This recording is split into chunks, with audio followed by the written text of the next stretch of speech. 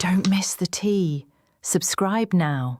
Girl, pour me another glass of wine because my blood pressure is literally spiking.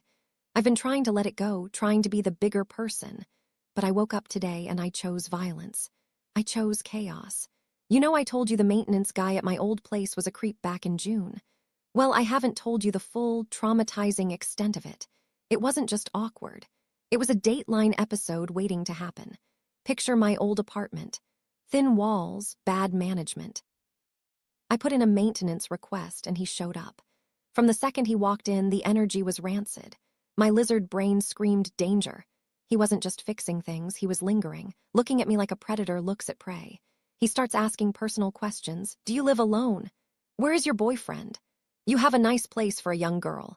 I'm standing there, arms crossed, trying to be polite because he has keys and tools and I'm terrified. Then he stops working entirely. He leans against the counter and asks me to go get a drink.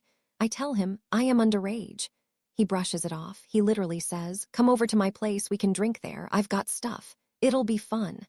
I'm freezing up, saying no, please just finish the job. Then he drops the bomb. He says, "I'm gonna go run and get us some food and drinks. I'll be right back. Don't go anywhere."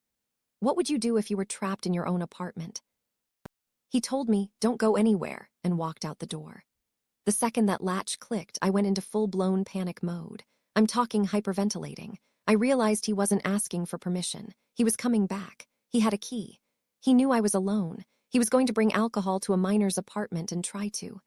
God, I don't even want to say it. I grabbed my phone and I ran. I didn't run out the front door because I was terrified he was waiting in the hallway, watching. I ran to my bedroom and threw myself into the closet. I buried myself behind my hanging clothes and the laundry basket, curled up in a little ball in the dark. I'm sitting there, trying not to breathe, and my phone lights up. It's him. He had my number from the request system. He starts texting me vile stuff, asking if I'm excited, telling me to come to his house.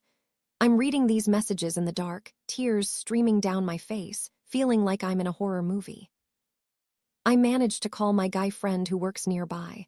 I'm whispering, sobbing, "Please come, he's coming back, I'm hiding in the closet." Bless him, he didn't ask questions. He just said, "I'm on my way." Those 10 minutes waiting were the longest of my life. Every creak I thought it was the maintenance man coming to find me. Then I hear the front door beep. My heart stopped. Who do you think was on the other side of that door? I heard the front door beep and I stopped breathing. Then I hear my friend's voice calling my name. I burst out of that closet like a bat out of hell, snot, tears, shaking like a leaf. My friend was furious.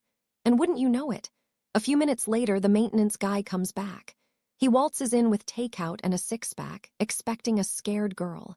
Instead, he finds a full-grown man ready to throw hands. The guy turned white. My friend didn't let him speak. He kicked him out, literally threw him out, and told him if he ever came near me again, he'd end him. The guy scrambled away like a cockroach. But here is the part that makes me want to burn the world down. I reported it. I went to the leasing office, shaking. I showed them the texts, literal receipts of a man harassing an underage tenant.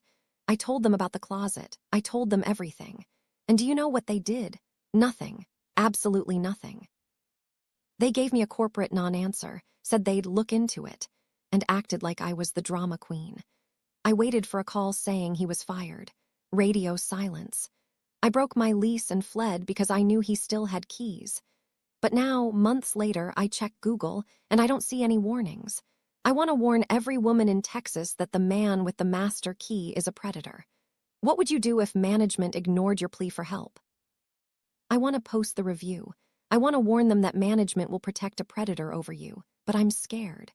I want to post the screenshots, put them on blast, but I'm terrified of getting sued for defamation. The laws in Texas are tricky. I've been up all night Googling, is it slander if it's true, and Texas libel laws. I can't get a clear answer. If I block out his name but show the messages, is that enough? I just want to write. I was harassed by a maintenance man. He asked me to his house to drink, ignored that I was underage, and I had to hide in my closet while my friend came to rescue me because management did nothing. Does that sound like slander? Am I going to get a cease and desist? I feel like I have to do it. If he does this to someone else who doesn't have a friend to rush over, I couldn't live with myself. The audacity of that complex to sweep it under the rug ruins my peace of mind. I still get jumpy hearing keys in a lock. So tell me honestly, do I post the review? Do I drag them? Or am I opening myself up to a legal nightmare? I'm ready for war, but I don't have money for a lawyer. But seeing those texts, I feel a moral obligation to burn their reputation to the ground. What do you think? Is it worth the risk? I'm hovering over the post button right now. Should I click it?